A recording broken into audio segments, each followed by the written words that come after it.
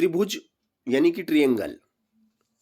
तो जैसा कि नाम से ही स्पष्ट है कि त्रिभुज यानी कि तीन भुजाओं से बनी बंद आकृति को हम त्रिभुज कहते हैं। तीन भुजाओं से बनी बंद आकृति या तीन भुजाओं से घिरी आकृति को त्रिभुज कहा जाता है। त्रिभुज में जैसा कि आपको चित्र में दिखाई दे रहा है कि त्रिभुज में तीन भुजाएं होती हैं, ए बी सी और सी ए। तीन कोण होते हैं, कोण ए, कोण बी और कोण सी, और तीन शीर्ष होते हैं, ए बी सी। इस तरीके से त्रिभुज में तीन भुजाएं, तीन कोण और तीन शीर्ष होते हैं, और तीनों कोणों का योग 180 डिग्री होता है। कोण ए प्लस कोण बी प्लस कोण सी इज इक्वल टू 180 डिग्री। ठीक है ना। अब त्रिभुज को हम अगर भुजाओं के आधार पे विभाजित करें तो त्रिभुज भुजाओं के आधार पे तीन प्रकार के होते हैं: समबाहु त्रिभुज, समद्विबाहु त्रिभुज और विषमबाहु त्रिभुज।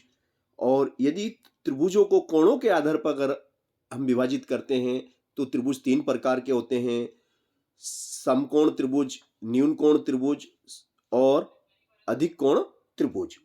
तो कोणों के आधार पे भी तीन प्रकार के होते हैं और भुजाओं के आधार पर भी त्रिभुज तीन प्रकार के होते हैं। यानी कि टोटल तरीके से अगर देखा जाए तो 6 प्रकार के त्रिभुज होते हैं, जिन्हें हमने आपको यहाँ चित्रों के द्वारा दर्शाया गया है कि न्यून कोण त्रिभुज, जिस त्रिभुज के तीनों कोण न्यून कोण होते हैं उस त्रिभुज को हम न्यून कोण त्रिभुज कहते हैं। और समकोण त्रिभुज, जिस त्रिभुज का एक कोण 90 डिग्री का या समकोण होता है उसे हम समकोण त्रिभुज कहते हैं। और जिस त्रिभुज का एक कोण अधिक कोण होता है उस त्रिभुज को हम अधिक कोण त्रिभुज कहते हैं।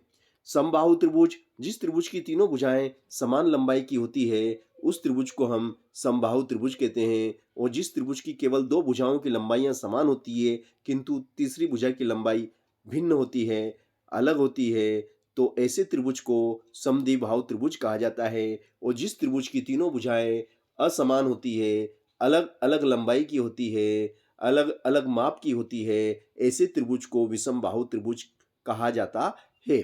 तो आपको चित्र में ये 6 प्रकार के त्रिभुज दिखाए गए हैं और त्रिभुज की परिभाषा और त्रिभुज के जो गुणधर्म होते हैं वह भी चित्र के द्वारा आपको दर्शाया गया है।